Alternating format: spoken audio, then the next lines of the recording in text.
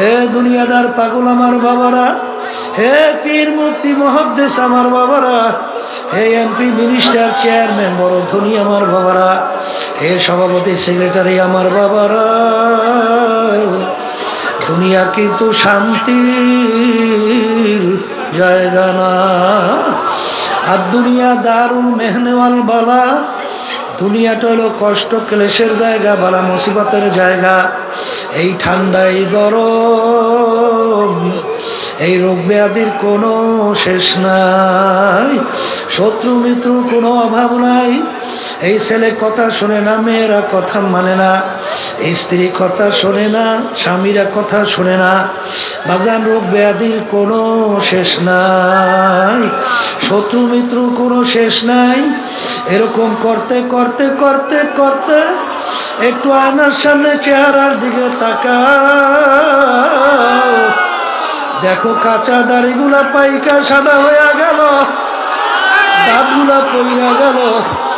আহারে, আগে ল্যাংটইয়া দৌড়াদৌড়ি করলাম, এখন লোকজনে বলে বুড়া মেয়া। আহারে, মুরব্বি আসছে। অনেক সময় নামাজের কাতারে পিছনে দাঁড় হইলে আপনি মুরব্বী মানুষ কেন পিছনে তার হয়েছেন, সামনে আসে। বাজানটাই না সামনে দিয়া দেয়। দুনিয়া এবং আখিরাতের ব্যাপার যদি একবার তোমার আমার দিলের ভিতরে বইসা যায় বাজান, তখন তুমি দেখবা দুনিয়া যদি সব তোমার আমার পায়ের উপরে ফেলাইয়া রাখা হয়, দেখবা আল্লাহর ফজল ও করমে ওই দুনিয়ার প্রতি তোমার আমার একটু মন দের চলবে না। এই জন্য আল্লাহর ওলিদের ইতিহাস পড়লে দেখবেন, সাহাবায়ে কেরামদের ইতিহাস পড়লে দেখবেন, আল্লাহ রাবী সাল্লাল্লাহু আলাইহি ওয়াসাল্লাম বলে, আর দুনিয়া জিফাতু ওয়া তালিবুহা কিলাব। হে আমার উম্মতেরা, দুনিয়ার একটা মরণ, এর পিছনে যারা পড়বে আখিরাতের স্থায়ী জিন্দেগি ধ্বংস করবে, তারা হইল কুকুরের দল। এ আল্লাহর বান্দারা, পর্দা আলে মা বোনেরা, এত প্রেশান কি দরকার? ওমাইয়া তাওয়াক্কাল আলাল্লাহি ফাহুয়া হাসবুহু। যদি আমার মালিকের উপরে তাওয়াক্কুলের মতো তাওয়াক্কুল করতে পারো, আমার মাওলাই বান্দা বান্দির জন্য যথেষ্ট হইয়া যাবে। আল্লাহর বান্দারা, পর্দা আলে মা বোনেরা, আমার মালিক তোমাকে আমাকে চরমনার ময়দানে নিয়ে আসছেন। বাজান, ধীর স্থির ভাবে বসো। উদউনি আস্তাজিব লাকুম। আমার মালিক বলে, বান্দা বান্দি, তুই আমাকে ডাক, তুই আমাকে ডাক দেতে দেরি, তোর ডাকে সারা দিতে আমি দেরি করব। আল্লাহ আল্লাহ। হে আল্লাহর বান্দারা, হে পর্দার আড়ালের মা বোনেরা, এই মাঠের ভিতরে অনেক আল্লাহওয়ালারা আছে।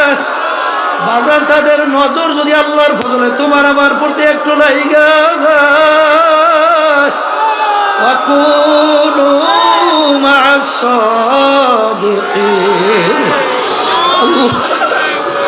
সোহবতে সালেহ তোরা সালেহ কুনা।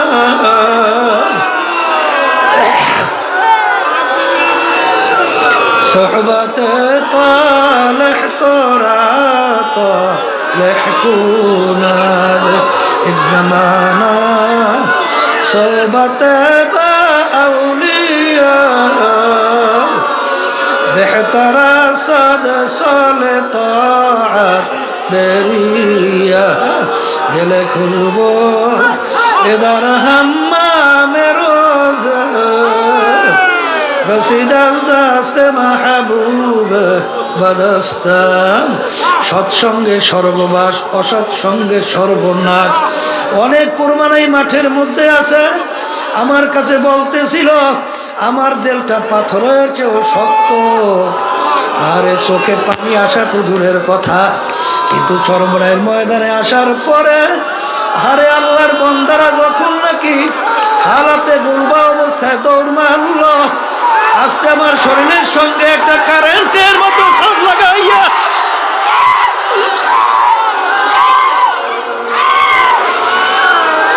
যখন সইলে গেল, এরপরে দেখি আমার দেহটা মোমের মতো নরম হইয়া গেল।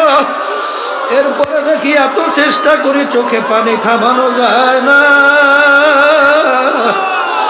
আখারে দিলের মধ্যে এমন একটা নরমিয়াত মালিক তৈরি কইরা দিল। আখারে এখন দেখি দিলটা ছিল 24 ঘন্টা দুনিয়ামুখী, এখন আল্লাহর ফজল ও করমে দিলটা হয়ে গেল আল্লাহ মুখী। এই জন্য আমার ভাইদেরকে বলবো, তাড়াহুড়া কইরো না, পেরেশানি কইরো না। যখন আল্লাহ নিয়ে আসছে কষ্ট করে 3 দিন, সোয়া 3 দিন, 3.5 দিন পর্যন্ত থাকো বাজার, কষ্ট তো হবে। কিন্তু হাদিসের ভিতরে আসছে যে ইবাদতের ভিতরে কষ্ট যত বেশি তার সওয়াবও তত বেশি। বাজার একটা কাটার গোতাও যদি মোমেন বান্দা বান্দির লাগে, এর মাধ্যমে বান্দা বান্দির গুনাহ মাফ হয়ে যায়।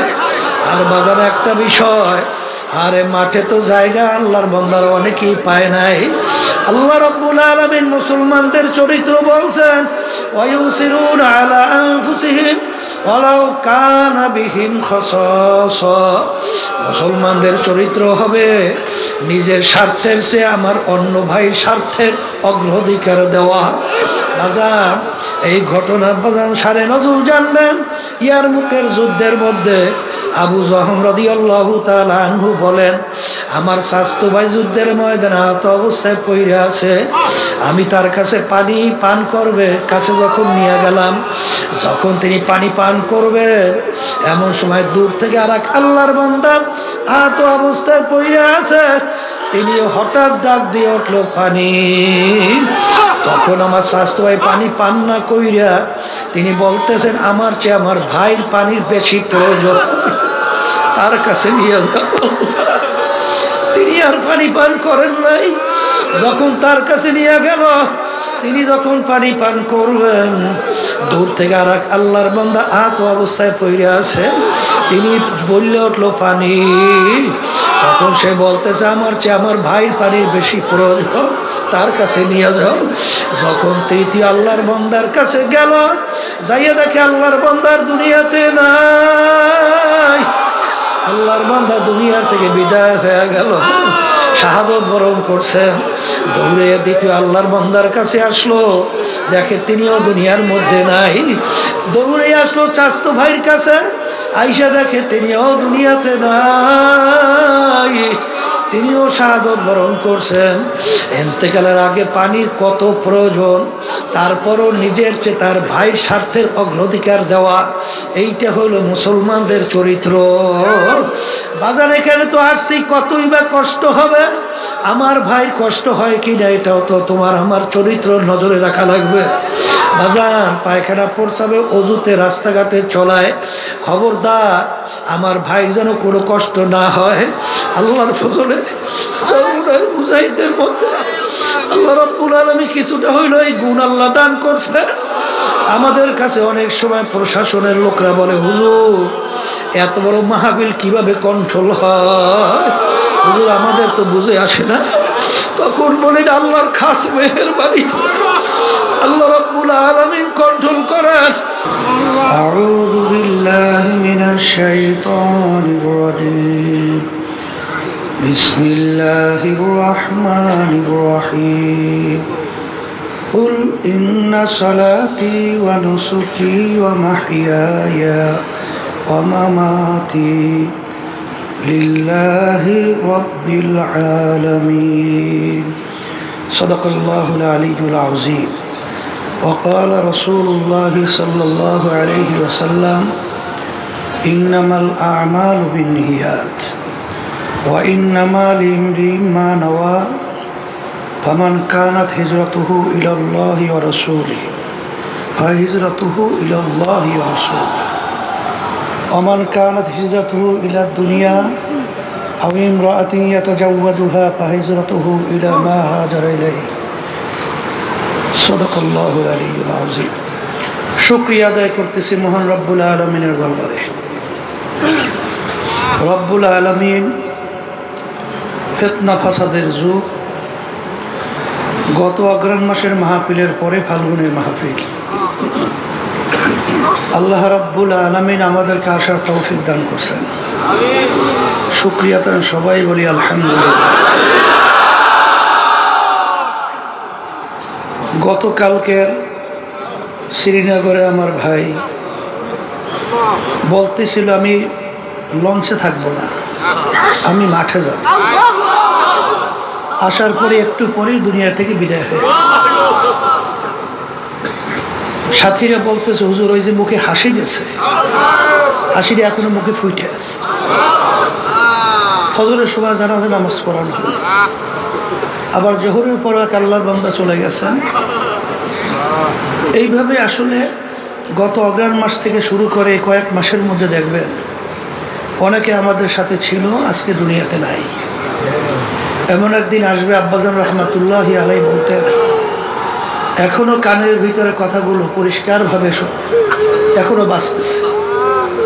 যেমন একদিন আসবে আল্লাহ কবুল করলে মাহফিল চলতে থাকবে, কিন্তু আমরা আর থাকবো না। আল্লাহ রাব্বুল আলামিন আমাদেরকে মাহফিলে নিয়ে আসছেন। এবছর দেখলাম মাশাআল্লাহ অনেক আমার নতুন ভাইরা মাহফিলে আসছে, যারা হয়তো বা কখনোই চরমনে মাহফিলে আসেন নাই। এবং যুবকদের সংখ্যা দেখলাম মাশাআল্লাহ অনেক, আলহামদুলিল্লাহ। যারা নতুন আসছেন এবং পুরানো যারা আসছেন, আজকে আমাদের দায়িত্বশীল প্রশাসনের বলতেছিল যেখানে ওরস হয়, তখন আমাদের দায়িত্বশীলে বলতেছিল যে আমাদের এখানে ওরস হয় না, এখানে মাহফিল হয়। ওরস বলা হয় আনন্দ ফুর্তি, আর এখানে মাহফিল। এখানে আমরা আনন্দ ফুর্তির জন্য এই প্রতিষ্ঠান আল্লাহ কুতুবেরা প্রতিষ্ঠিত করে যান। এই প্রতিষ্ঠান প্রতিষ্ঠিত করার মূল উদ্দেশ্য লক্ষ্য হলো, ওদিকে মনে হয় মাইকের শব্দ মনে হয় ঝামেলা করতেছে, দেখতেছে, দাঁড়ান। আচ্ছা আপনারা ধৈর্য ধরেন, আলহামদুলিল্লাহ দেখতেছে। ওদিকে শব্দকে একটু বাড়ানো লাগবে নাকি? পিছনের শব্দগুলো দেখো, এখন শোনা যায়? আলহামদুলিল্লাহ। আব্বাজান রহমতুল্লাহি আলাইহি বলতেন যে আমরা ফুর্তি করি না, আমরা বেশি বেশি কান্দি। এই মাহফিল প্রতিষ্ঠিত কেন করা হয়েছে? বিশেষ করে আজকে উদ্বোধনী বয়ানের মাধ্যমে মাহফিল আনুষ্ঠানিকভাবে আলহামদুলিল্লাহ শুরু করা হলো। তা যারা আসছেন বাড়িঘর ছাইরা টাকা পয়সা খরচ কইরা, এখানে তো ওই তো 5টা মাঠ আমরা করছি, কিন্তু কোনো মাঠেই কিন্তু এখন সামাল দেওয়ার মতো পরিবেশ নাই। অনেক ভাইরা খোলা আকাশের নিচে পড়ে আছে। এত কষ্ট পায়খানা, প্রস্রাবখানা, গোসলে, চলাফেরায়। এর মূল উদ্দেশ্যটা কি? সর্বপ্রথম আমরা এখানে যারা আসছি, আমাদের নিয়াতকে আগে সহি করে নিতে হবে। এগুলা কিছু না, সব হইল ওখানে। কে বলছে এগুলা? এগুলো ভাব কথা, চেয়ারম্যান কয়, এটা কয় এই কথা। তা যেই কথা বলতে চাইছিলাম যে আমরা এখানে যারা আসছি, সর্বপ্রথম আমাদের নিয়াতকে ঠিক করে নিতে হবে। কারণ আপনারা সবসময় শুনে থাকেন আব্বাজান রহমতুল্লাহি আলাইহি এই হাদিস শরীফ প্রতি উদ্বোধনী বয়ানেই তেলাওয়াত করতেন। আর সমস্ত মুহাদ্দিসিন কিরাম সবাই একমত, এই হাদিসের সনদ মুতাওয়াতির হাদিস। আর আপনারা জানেন বুখারী শরীফ কোরআনুল কারীমের পরই সমস্ত ওলামায়ে কেরাম মুহাদ্দিসিন কিরাম একমত, সহিহ কিতাব কোরআনুল কারীমের পরই বিশুদ্ধ কিতাবের নাম হলো বুখারী শরীফ। বুখারী শরীফের বাব বুখারী রহমতুল্লাহি আলাইহি প্রথম কি বাঁধছেন? বাবুল ওয়াহি, ওহি সংক্রান্ত ওহি বিষয়াদি, এই বিষয় বাবের ভিতরে আলোচনা হয়। কিন্তু হাদিস নিয়ে আসছেন নিয়াতের হাদিস। এর কারণ কি? হাদিস পড়বেন, হাদিস পড়াবেন, কোরআনুল কারীম পড়ব, কোরআনুল কারীম পড়াবেন, কিন্তু সর্বপ্রথম আমাদেরকে নিয়ত যদি ঠিক না হয় তাহলে আমাদের সমস্ত কষ্টটাই বৃথা। আল্লাহ রাসূল সাল্লাল্লাহু আলাইহি ওয়াসাল্লাম বলছেন, তোমাদের সমস্ত কাজের ফলাফল নির্ভর করবে তোমাদের নিয়াতের উপরে। কারণ আল্লাহ রাসূল সাল্লাল্লাহু আলাইহি ওয়াসাল্লাম হিজরতের সময় বলছিলেন, তোমরা যদি কেউ হিজরত এই উদ্দেশ্যে করো আল্লাহ এবং আল্লাহ রসুলকে পাওয়ার জন্য, তাহলে তোমরা আল্লাহ এবং আল্লাহ রসুলকেই পাইয়া যাবা। আর যদি তোমরা হিজরত করো দুনিয়া অথবা কোনো মেয়েকে বিবাহের উদ্দেশ্যে, তাইলে তোমরা দুনিয়া অথবা মেয়েকেই পাবা, কিন্তু আল্লাহ রাব্বুল আলামিনের কাছে এই হিজরতের বিনিময়ে আর কিছু পাবা না। তা আপনারা বাড়িঘর সবাই সাইরা এখানে কষ্ট ক্লেশ করে আসছেন। আজকে আমার নতুন বাজানদেরকে বলবো, বিশেষ করে পুরানো যারা আছেন সবাইকে বলবো যে সর্বপ্রথম আমাদের নিয়াতকে আমরা সহি করে নেব। যা আমার এখানে আসার উদ্দেশ্যটা কি? এখানে উদ্দেশ্য একমাত্র আল্লাহর পথ ভোলা, বান্দাদেরকে আল্লাহর পরিচয় ঘটাইয়া আল্লাহর সঙ্গে সম্পর্ক তৈরি করার উদ্দেশ্যেই কিন্তু এই মাহফিল আল্লাহর কুতুবেরা প্রতিষ্ঠিত করে গেছেন। সবাই বলি আলহামদুলিল্লাহ। চরমনার ইতিহাস তো আপনারা অনেকে শুনছেন, জানেন। তারপর আবার বলতেছি, চরমনাইটা কিন্তু চতুর্পাশে নদী, একটা দ্বীপের মতো। কিন্তু আজকে চরমনাই আল্লাহ রাব্বুল আলামিন শুধু বাংলাদেশ নয়, তামাম দুনিয়ার মধ্যে আল্লাহ রাব্বুল আলামিন প্রশংসা সহকারে এর পরিচয় ঘটাইয়া দিয়েছেন। এর পিছনে কোনো কারণ আছে না? এর পিছনে কারণ হলো এই মাটিতে আল্লাহ রাব্বুল আলামিন এমন কিছু তার খাস বান্দাদেরকে আল্লাহ পাঠাইছেন, তাদের ইখলাসের বাদাউলাত এবং তাদের প্রতি আল্লাহর খাস মেহেরবানি রহমতের নজর থাকায় আজকে চরমনাইকে সর্বত্র প্রশংসা সহকারে আল্লাহ রাব্বুল আলামিন পরিচয় করাইয়া দিয়েছে। কথা ঠিক না? সর্বপ্রথম এখানে মক্তব আকারে মাদ্রাসা শুরু করে গেছিলেন আমার আব্বাজানের নানাজান রহমাতুল্লাহি আলাইহি। তার নাম ছিল আহসানুল্লাহ, তার নামই হলো এই মাদ্রাসা আহসানাবাদ। কিন্তু এই মাহফিল আব্বাজানের নানাজান শুরু করে যান নাই, মাহফিল শুরু করে গেছেন আনুষ্ঠানিকভাবে আমার দাদাজান রহমাতুল্লাহি আলাইহি, ইসহাক সাহেব রহমাতুল্লাহি আলাইহি। দাদাজান চলে যাওয়ার পরে এই বাগানের মালিক হিসাবে দায়িত্ব পালন করছিলেন আমার আব্বাজান রহমাতুল্লাহি আলাইহি। আজকে কেউ আমাদের মাঝে নাই, আজকে আমাদের মসজিদের সামনে তারা ঘুমায় আছে। তার ধারাবাহিকতায় এই মাহফিল চলে আসছে, এখন পর্যন্ত চলছে। আমরা যারা খাদিমিন আছি আমরাও চেষ্টা করতেছি যে আল্লাহ রাব্বুল আলামিন আমাদেরকে ইখলাস নিয়ে আমাদের শায়েখদের নকশ কদমে এবং পুরা দিনের উপরে থাইকা কার্যক্রম পরিচালনা করার জন্যে আল্লাহর ফজলে চেষ্টা করতেছে। আপনাদের দোয়া এবং সহযোগিতায় আল্লাহ রাব্বুল আলামিন প্রতিষ্ঠান চালাইতেছে। এখন কথা হলো যে আমরা এখানে যারা আসছি অন্যজনের কোনো নিয়াত থেকে থাকে, কারণ দেখা যায় এই বাংলাদেশের ভিতরে অনেক কিন্তু পীর মুরিদি অনেক দরবার আছে। সেখানে যদি আপনি জিজ্ঞাসা করেন ভাই আসছো কেন, তখন বলবে ভাই আমি বড় বিপদ মুসিবতের মধ্যে আছি। দেখি ওখানে অনেক মানুষ জমা হয়, তাদের খেয়াল অনুযায়ী ওখানে অনেক আল্লাহর ওলিরা আছে। তাদের সঙ্গে যাওয়ার পরে তাদের সঙ্গে একসঙ্গে হাত উঠে দোয়া করার পরে হয়তো আমার এই মাকসাদটা পুরো হতে পারে।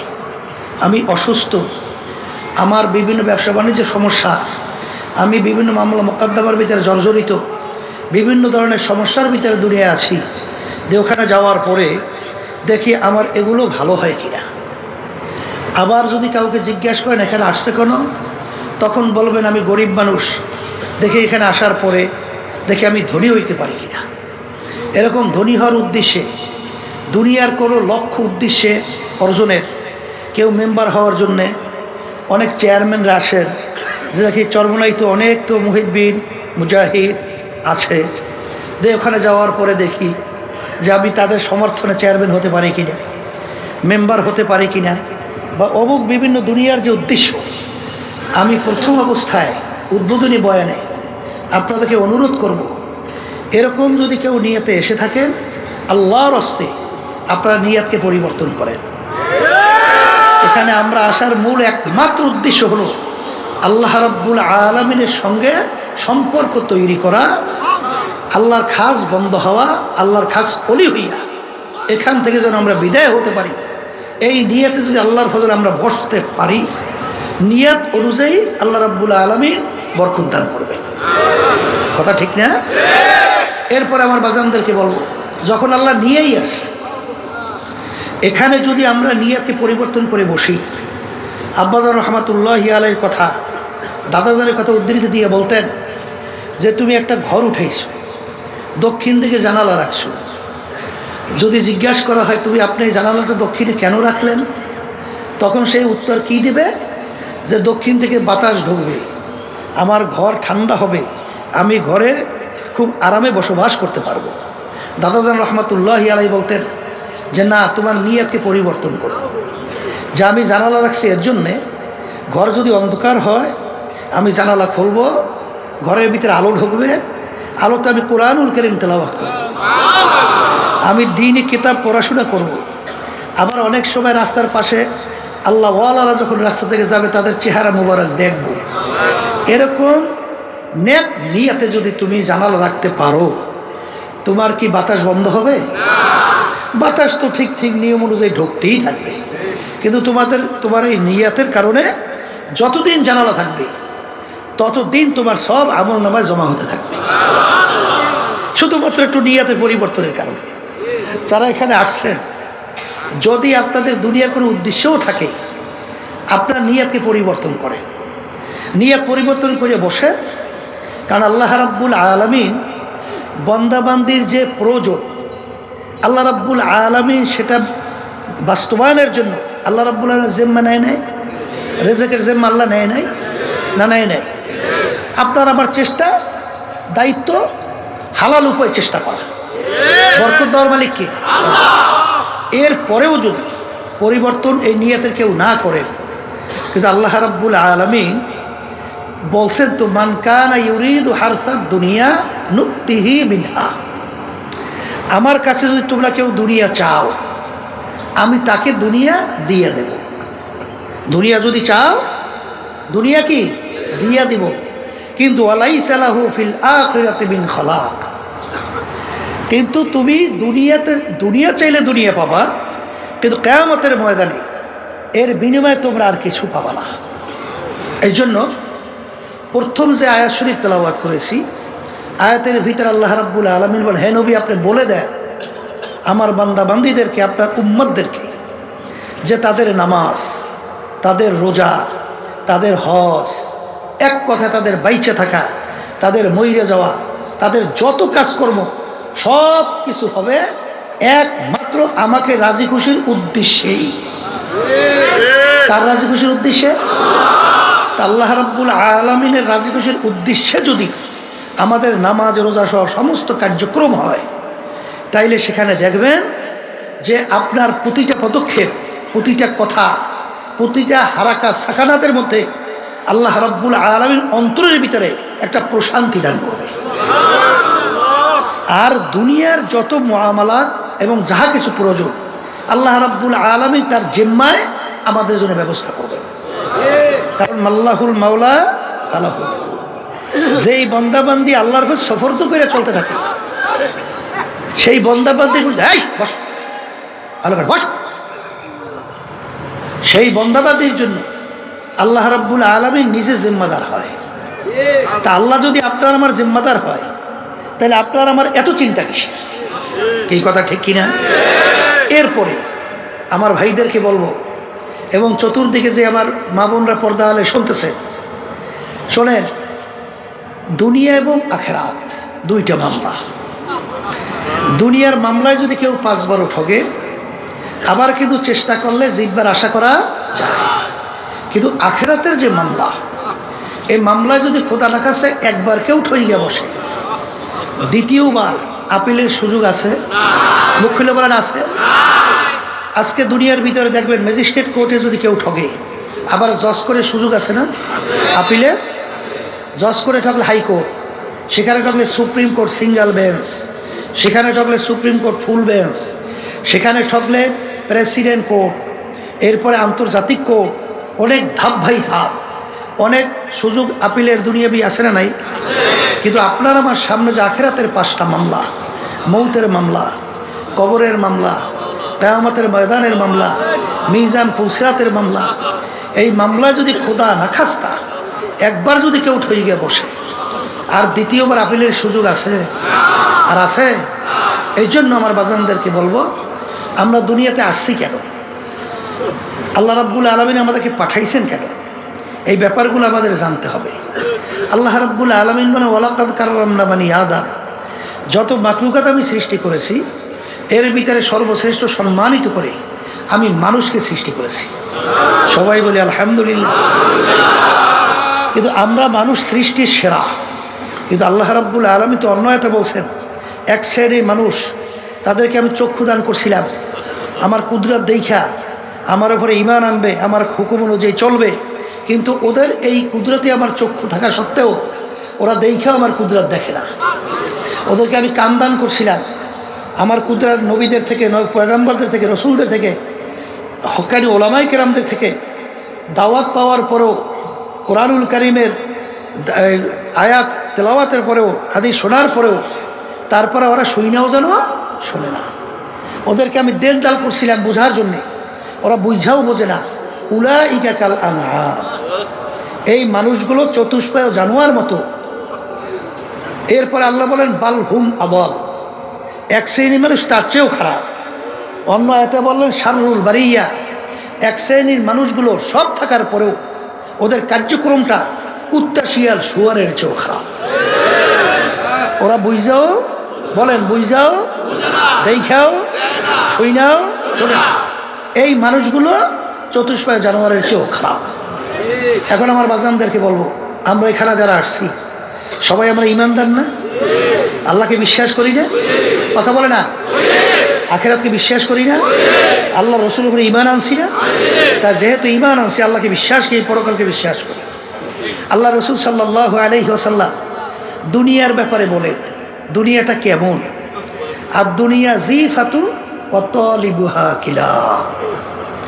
হে আমার উম্মতেরা, দুনিয়াটা হলো একটা মরগের মতো, মুর্দা।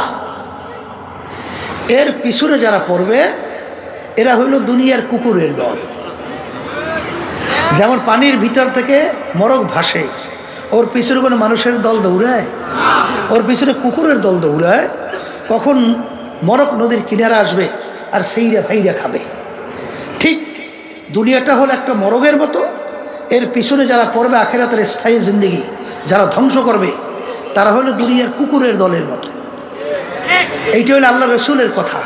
তাহলে ইমানদার দুনিয়া সম্পর্কে আমাদের এই আস্থা বিশ্বাস এইভাবে জন্মাতে হবে। কথা বলেন, কথা ঠিক কিনা?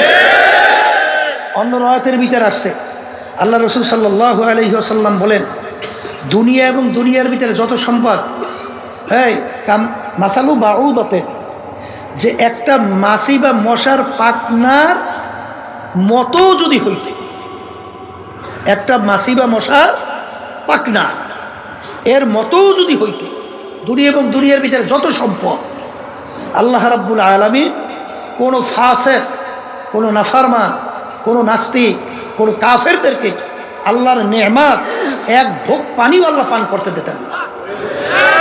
কারণ মশা মাছি হাজার হাজার লক্ষ লক্ষ পাখনা আপনি একত্রিত করিয়া যদি আপনি বাজারে বিক্রিতে নেন, কয় টাকায় বিক্রি হয়? কোনো মূল্য আছে? এর কোনো মূল্য নাই। ঠিক আল্লাহ রসুল সাল্লাল্লাহু আলাইহি ওয়াসাল্লাম উদাহরণ দিয়ে বলেন যে মাছি মশার পাখনার মতো যদি হতো এই দুনিয়া এবং দুনিয়ার যত সম্পদ, চেয়ারম্যানে বলেন, মেম্বারি বলেন, এমপিগিরি বলেন, পীরগিরি বলেন, তারপর মুহাদ্দিসগিরি বলেন, শাইখুল হাদিসগিরি বলেন, ইমামগিরি বলেন, অমুক টমুক চেয়ারম্যান এবং বড় ধনী কথা বলেন, 10 তলা 20 তলা এরকম বাড়ির কোনো অভাব নাই, এরকম বহুত কিছু ডিসিগিরি, এমপিগিরি, ওই এসপিগিরি যাই বলে, এর যত কিছু বলে, আল্লাহ এবং আল্লাহ রসুলের কাছে একটা মাছির পাখনা পরিমাণও কোনো মূল্য নাই। এই ঈমান আনতে হবে না? এই কথাটা কি আমি বলছি না আল্লাহ রাসূল সাল্লাল্লাহু আলাইহি ওয়াসাল্লাম বলছেন? এটা তো ঈমানদারদের সেইভাবে গুরুত্ব দিতে হবে। এই জন্য আপনারা দেখছেন যে সাহাবায়ে কেরামদের ইতিহাস পড়লে দেখবেন, আর আল্লাহ রাব্বুল আলামিন তো বলছেন আমিনু কামা আমানান নাস, তোমাদের ঈমানের ধরনটা কেমন হবে? সাহাবায়ে কেরামরা যেভাবে ঈমান আনছিল, সাহাবায়ে কেরামদের ঈমানের ধরন কেমন ছিল? দুনিয়ার ব্যাপারে ইতিহাস পড়লে দেখবেন আল্লাহ রাসূল সাল্লাল্লাহু আলাইহি ওয়াসাল্লাম কেমনভাবে দেখাই গেছে যে কাফেররা একত্রিত হইয়া 3টে প্রস্তাব নিয়ে গেছিল না, আরবের সবচেয়ে বড় ধনী বানাইয়া দেবে, সবচেয়ে আরবের বড় নেতা বানাইয়া দেবে, এরপর সুন্দরী সবচেয়ে আরবের ভিতরে মেয়েটাকে তার জন্য বিবাহের ব্যবস্থা করবে। শুধুমাত্র শর্ত কী ছিল? যে এক আল্লাহর ঘরে ঈমান আনার দাওয়াত দাও, কিন্তু আমাদের কার্যক্রমের বিরুদ্ধে কিছু বলবা না।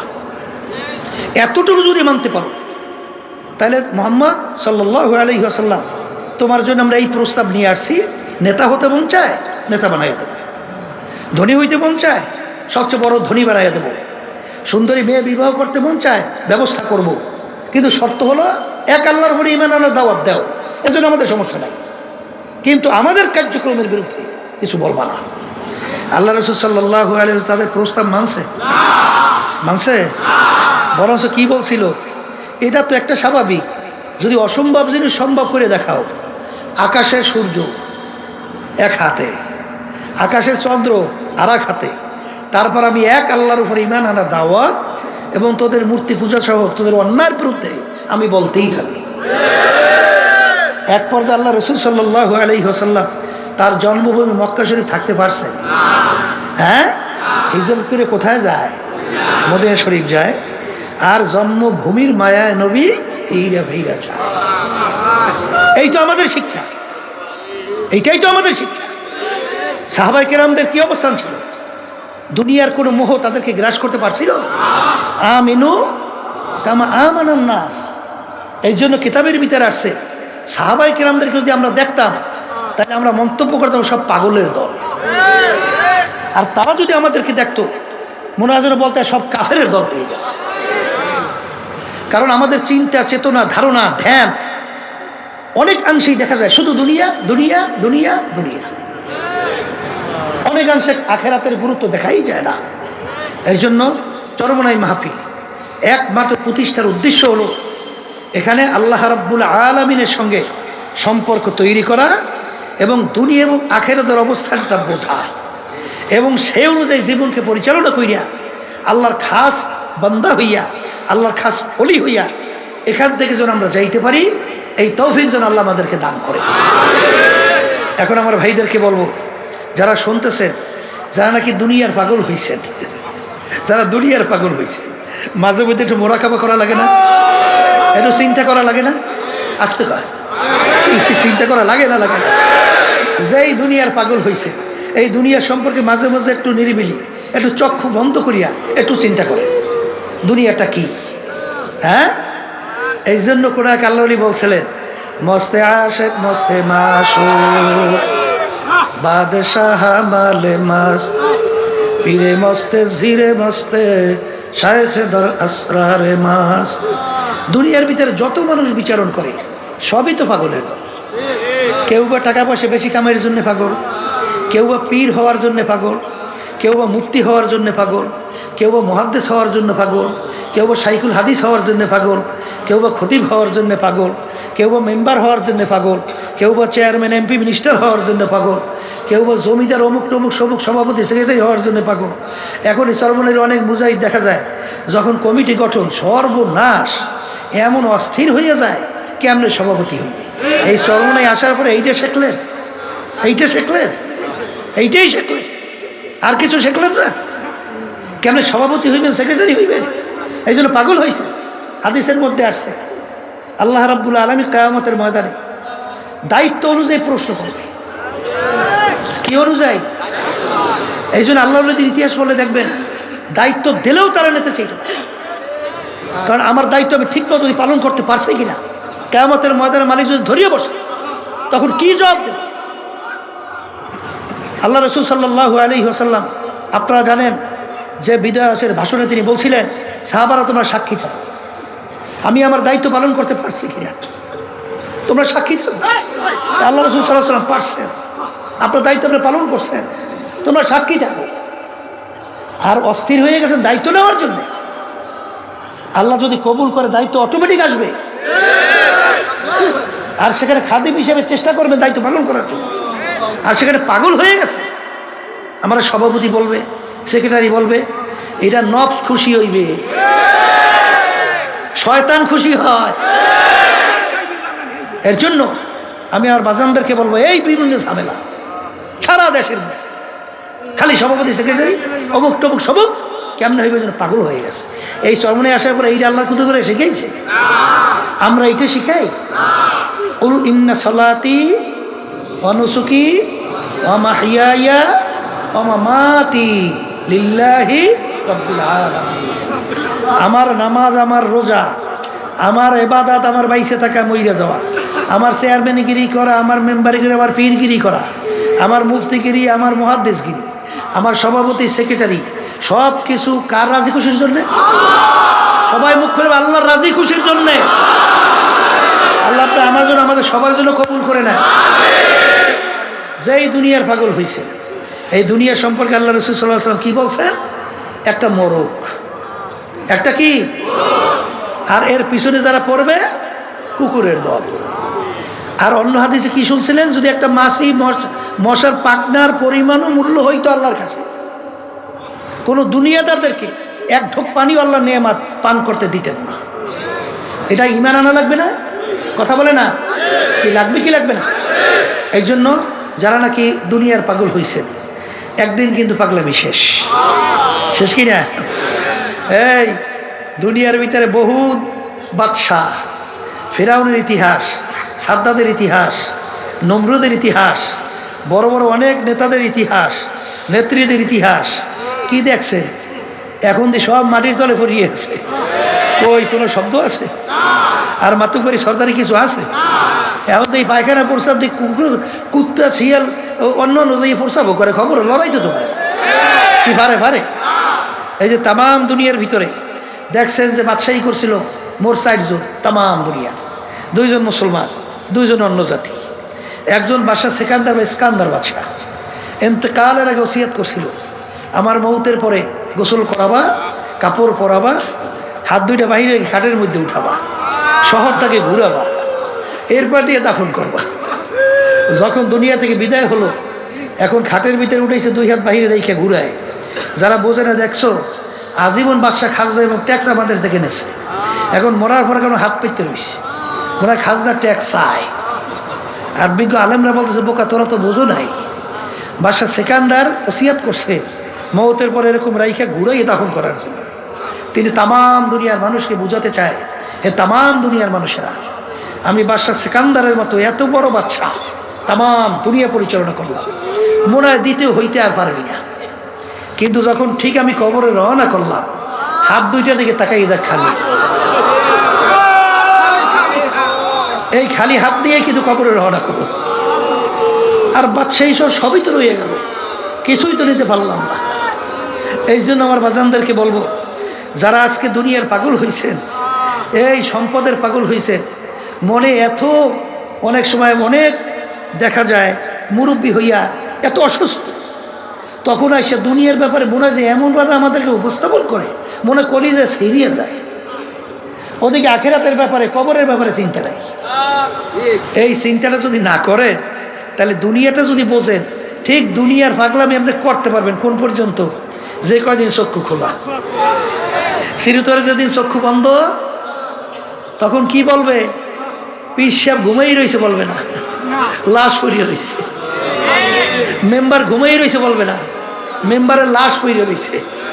চেয়ারম্যান ঘুমাই আছে বলবে না, চেয়ারম্যানের লাশ পড়িয়ে আছে।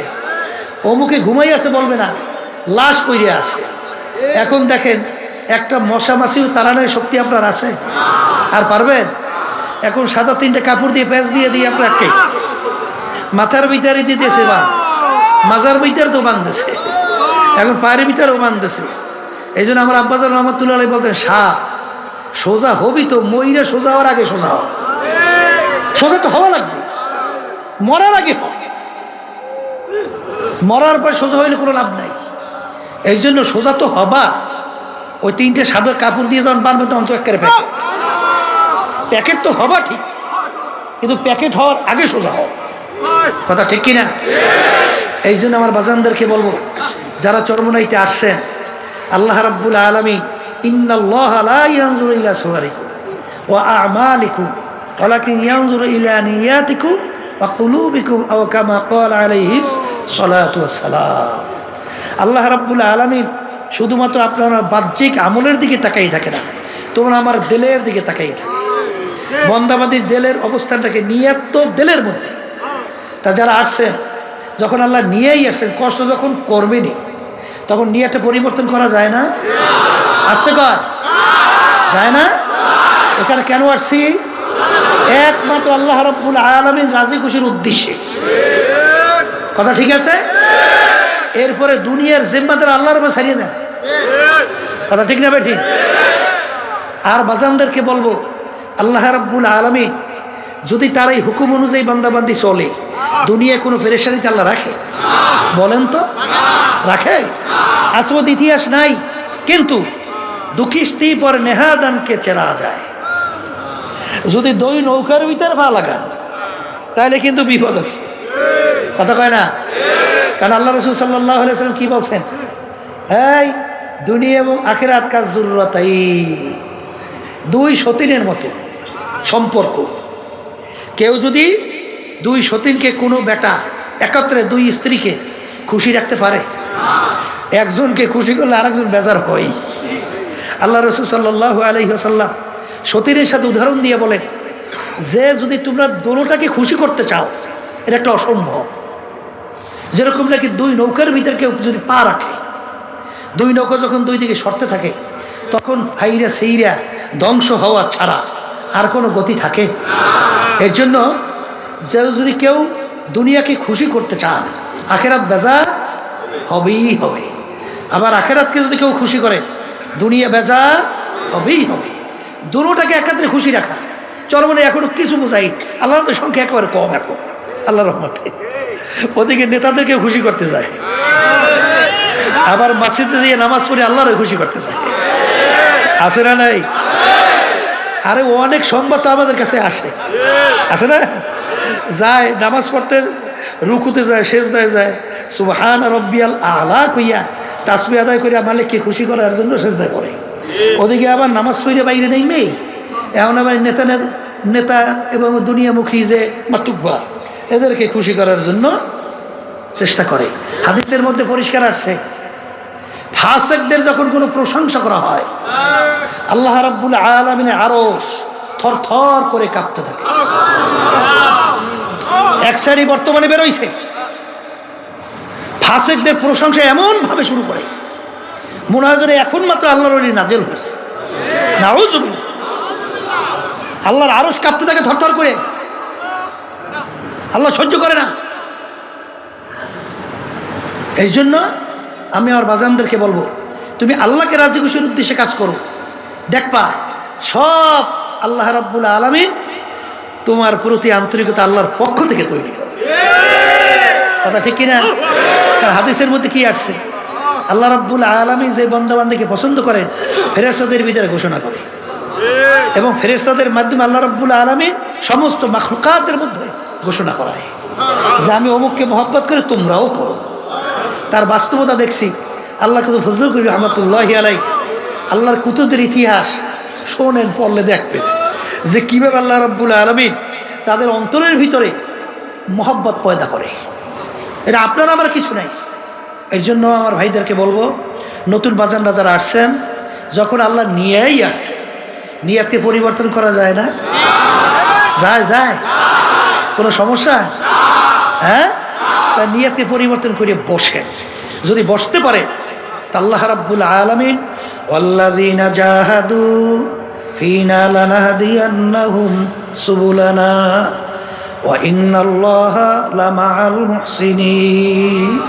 আল্লাহ রাব্বুল আলামিন বলে, বান্দাবান্দি যদি আমাকে রাজি খুশির উদ্দেশ্যে তুমি যদি রাস্তায় নামতে পারো, যত বিপদ মুসিবত পাহাড় পরিমাণ তোমাদের সামনে আসবে, আমি তোমাদেরকে বলতেছি, তোমাদের জন্য চলার জন্যে আমি একটা দুইটা না বহুত রাস্তা খুলে দেব। রাস্তা কে খুলবে? আপনার আমার এত টেনশন কেন? আপনার আমার এত চিন্তা কেন? রাস্তা তো খোলার দায়িত্ব আল্লাহ নিছে। কথা বলে না? কিভাবে খুলবে? আপনার আমার জেহেনে ধরবেও না। ইউসুফ নবী আলাইহিস সালাতু ওয়াস সালামকে বিবি জুলাইখা 7 দরজার ভিতরে তালা মারছে। দরজা কয়টা? তালাও বেরোর দুনিয়া দিক থেকে যুক্তি আছে, কিন্তু ইউসুফ আলাইহিস সালাতু ওয়াস সালাম এই চিন্তা করছে যে আমি কিভাবে বের হব, কিভাবে বের হব। আল্লাহর উপর তাওয়াক্কুল করে দৌড় মারছে। দৌড় মারার সঙ্গে সঙ্গে আল্লাহ রাব্বুল আলামিন 7টা দরজার ভিতরে তালা টাস টাস করে খুলে দিয়েছে। এটা জেহেনে ধরছে, বেরেনে ধরছে? কোনো যুক্তি আছে? যুক্তি ছাড়া আল্লাহ রাব্বুল আলামিন রাস্তা খোলে। কথা ঠিক না? মুসা আলাইহিস সালাতু ওয়াস সালাম ফেরাউন যখন তার দলবল নিয়ে দৌড়িয়ে আসছে, নীল নদীর পারে যাই আর পারইবি কেমনে? কেমনে পারইবি? কোনো কায়দাই তো নাই। মুসা হাতের মধ্যে কি দেও বাড়ি বাড়ির মধ্যে বাড়ি দেওয়ার সঙ্গে সঙ্গে রাস্তা, একটা দুইটা না, আস্তে দলবল নিয়ে পারাই চলে গেছে। জিম্মাদার কে? তা আল্লাহ তাওয়াক্কুল করতে পারি না? পারি না? এত প্রেশার হয়েছেন কেন? এত প্রেশার হইলে যে পাগলামি দুনিয়ার জন্য করে, একটু মাঝে মাঝে মোরাকাবা করতে থাকতে হবে। নিরিবিলি করলেই দেখবেন আপনার কাছে প্রশ্নের উত্তর আসবে। সব ফাঁকি আর ফাঁকি। জোরে বলেন কথা ঠিক কিনা? কিয়ামতের ময়দান একজন আর একজনকে প্রশ্ন করবে, ভাই কামলা বিছনা, আমরা দুনিয়ার ভিতরে কতদিন ছিলাম? একজনে উত্তর দেবে, লাবিসনা ইয়াওমান আও বা'দা ইয়াওম, একদিন অথবা একদিনে কিছু অংশ মনে হয় ছিলাম। আর একজনে বলবে, না না, যারা হিসাব রাখছে তারাই বলতে পারবে। ফাস আলিল আদি, আমার তো মনে হয় ঘরের এক দরজার থেকে ঢুকছিলাম, অন্য দরওয়াজা থেকে বের হয়ে আসলাম, ঢুকলাম বের হইলাম, এতটুকু তো আমার কাছে দুনিয়ার মনে হইল। এ আল্লাহর বান্দারা, পর্দা আলে মা বোনেরা, একটু মাঝে মাঝে একটু মুরাকাবা না করলে সে মানুষের মধ্যেই পড়ে না। কারণ আসলে আমরা দুনিয়াতে কেন আসলাম, আল্লাহ আমাদেরকে কেন পাঠাইলেন, আমরা ছিলাম কোথায়, আছি কোথায়।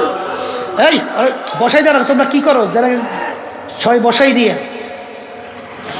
আমরা ছিলাম কোথায়, আছি কোথায়, রওনা করব কোথায়। দুনিয়া কিন্তু ক্ষণস্থায়ী, দুনিয়া দেখতে না দেখতে শেষ হয়ে যায়। আর আখিরাতের জিন্দেগি শুরু হবে,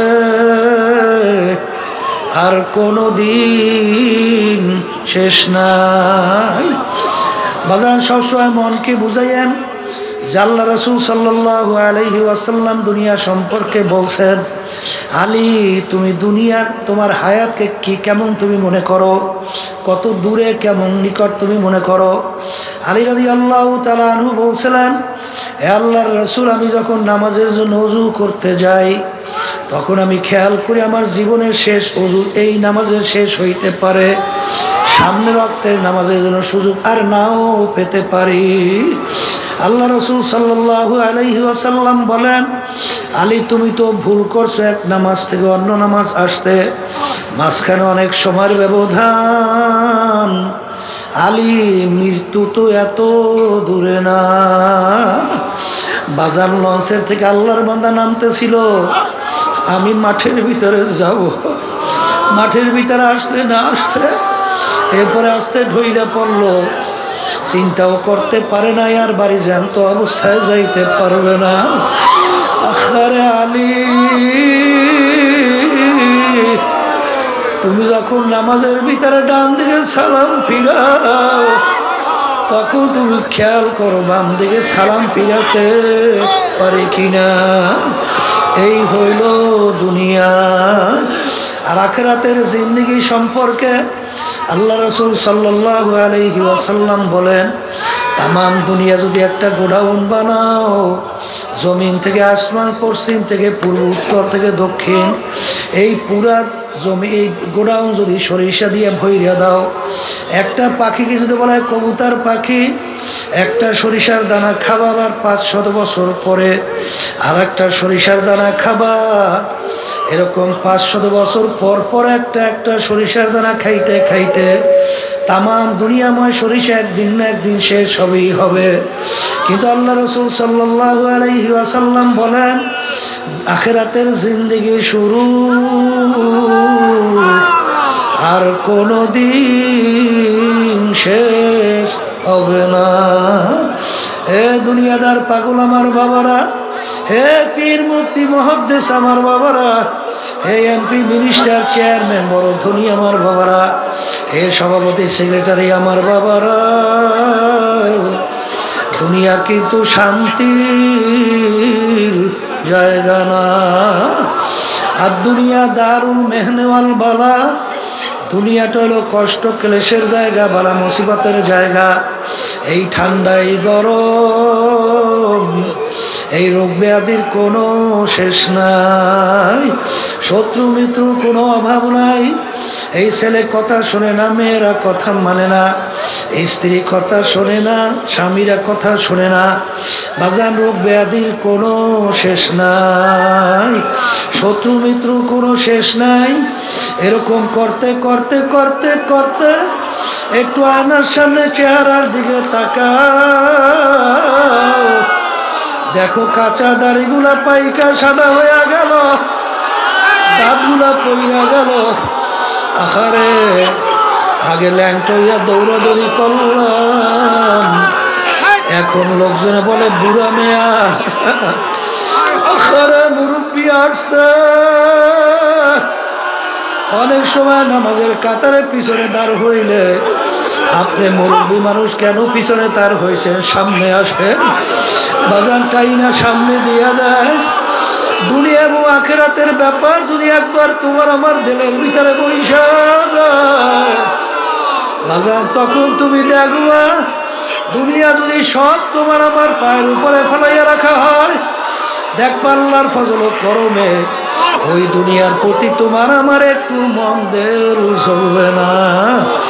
এই জন্য আল্লাহর ওলিদের ইতিহাস পড়লে দেখবেন, সাহাবায়ে কেরামদের ইতিহাস পড়লে দেখবেন, আল্লাহ রাসূল সাল্লাল্লাহু আলাইহি ওয়াসাল্লাম বলে, আর দুনিয়া জিফাতু ওয়া তালিবুহা কিলাব। হে আমার উম্মতেরা, দুনিয়ার একটা মরণ, এর পিছনে যারা পড়বে আখিরাতের স্থায়ী জিন্দেগি ধ্বংস করবে, তারা হইল কুকুরের দল। এ আল্লাহর বান্দারা, পর্দা আলে মা বোনেরা, এত প্রেশান কি দরকার? যদি আমার মালিকের উপরে তাওয়াক্কুলের মতো তাওয়াক্কুল করতে পারো, আমার মাওলাই বান্দা বান্দির জন্য যথেষ্ট হইয়া যাবে। আল্লাহর বান্দারা, পর্দালে মা বোনেরা, আমার মালিক তোমাকে আমাকে চরমনের ময়দানে নিয়ে আসছেন। বাজান, ধীর স্থির ভাবে বসো। উদউনি আস্তাজিব লাকুম। আমার মালিক বলে, বান্দা বান্দি, তুই আমাকে ডাক, তুই আমাকে ডাক দেতে দেরি, তোর ডাকে সারা দিতে আমি দেরি করব।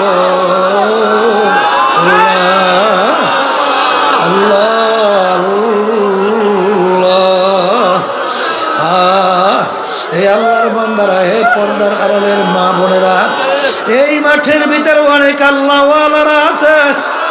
বাজার, তাদের নজর যদি আল্লাহর ফজলে তোমার আমার প্রতি একটু লাইগা যায়, ওয়াকুনু মা'আস সাদিকিন।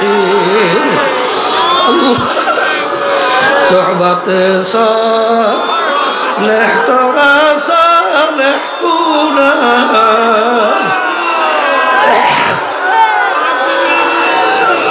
সোহবতে তালেহ তোরা তালেহ কুনা। এক জামানা সোহবতে বা আউলিয়া, বেহতরা সাদ সালে তাআত বেরিয়া। গেলে খুলবো এদার হাম্মামে রোজা, রসিদাল দাস্তে মাহবুব বাদাস্তান। সৎসঙ্গে সর্ববাস, অসৎসঙ্গে সর্বনাশ। অনেক প্রমাণ এই মাঠের মধ্যে আছে। আমার কাছে বলতেছিল আমার দিলটা পাথরের চেয়েও শক্ত। আরে চোখে পানি আসা তো দূরের কথা, কিন্তু চরমরায়ের ময়দানে আসার পরে আরে আল্লাহর বান্দারা যখন নাকি হালাতে গুলবা অবস্থায় দৌড় মারল, আজকে আমার শরীরের সঙ্গে একটা কারেন্টের মতো সব লাগাইয়া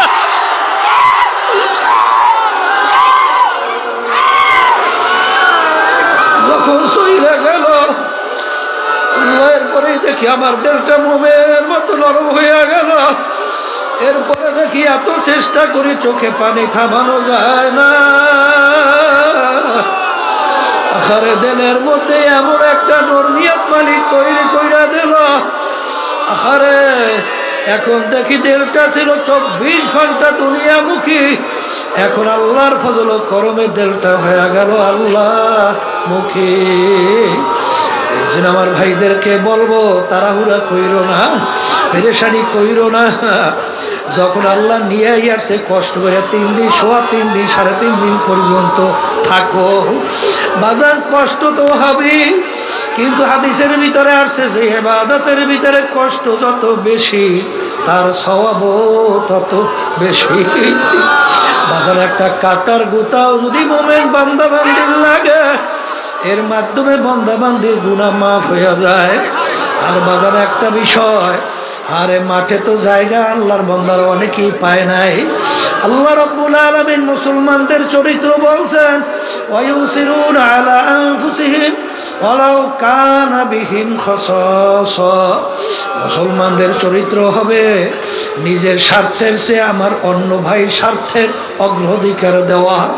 বাজান এই ঘটনা বাজান সারে নজরুল জানবেন।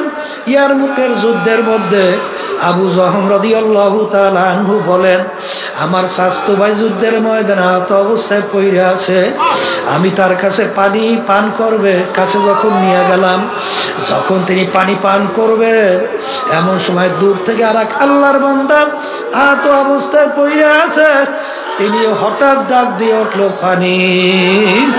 তখন আমার স্বাস্থ্য ভাই পানি পান না কইরা তিনি বলতেছেন, আমার চেয়ে আমার ভাইয়ের পানির বেশি প্রয়োজন, তার কাছে নিয়ে যাব।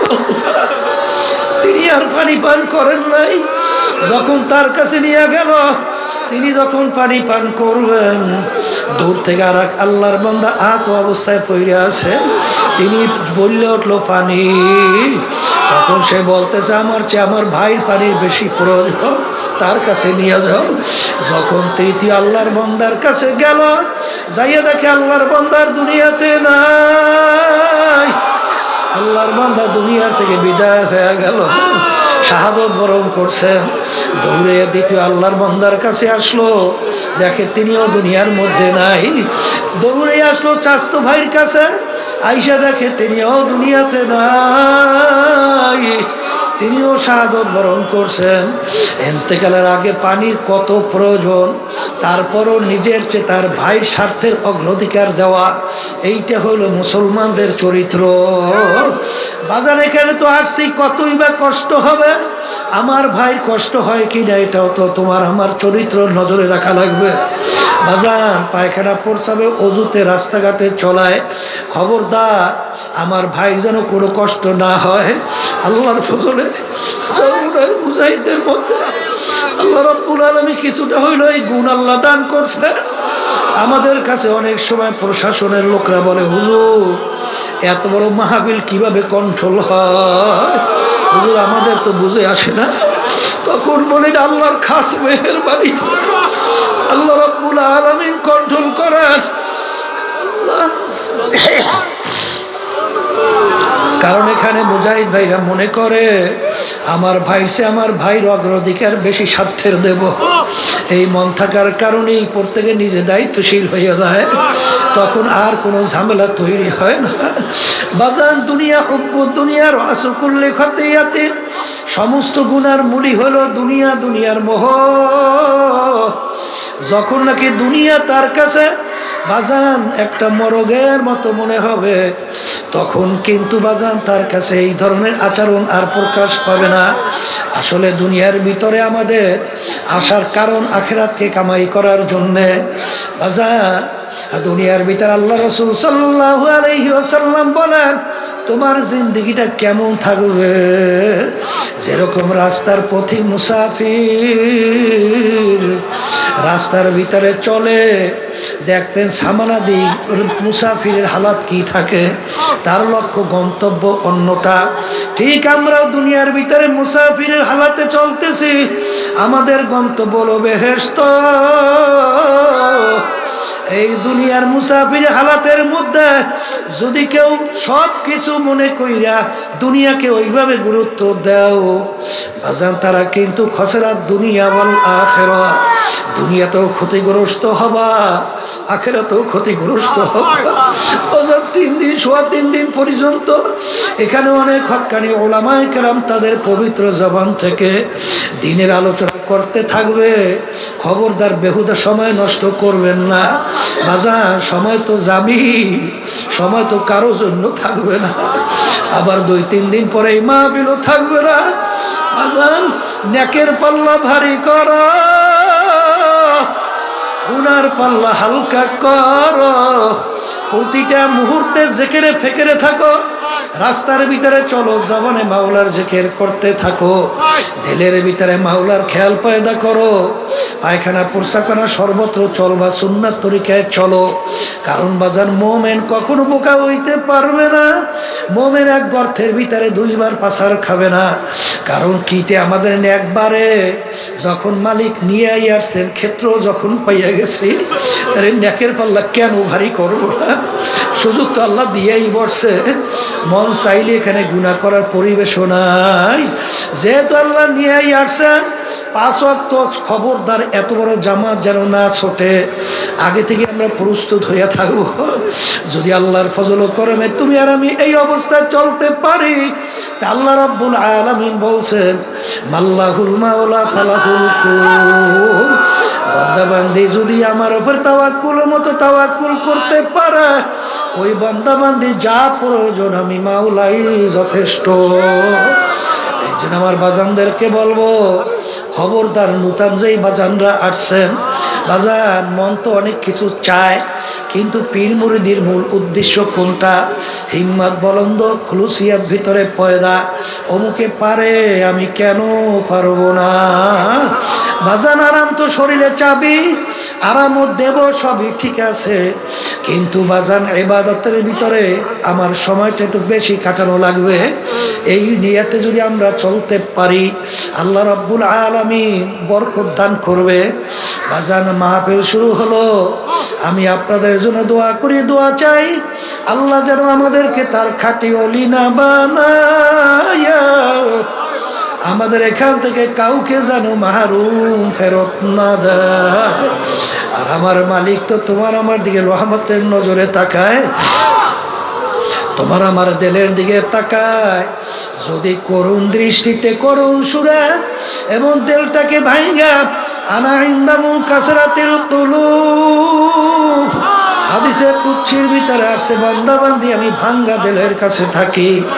আরে গুনার কথা মনে করো, পিছনের অপরাধের কথা মনে করো, দিলটাকে ভাঙা দাও, 2 চোখের পানি ছাইরা দাও। এবার মালিকের দরবারে মাপ চাও। যদি মালিকের দরবারে মাপ চাওয়ার মতো চাইতে পারো, পাহাড় পরিমাণ গুনাহ আমার মালিক মুহূর্তের ভিতরে মাপ কইরা তোমার আমার গুনাহকে নেকের দ্বারা পরিবর্তন কইরা দিবে।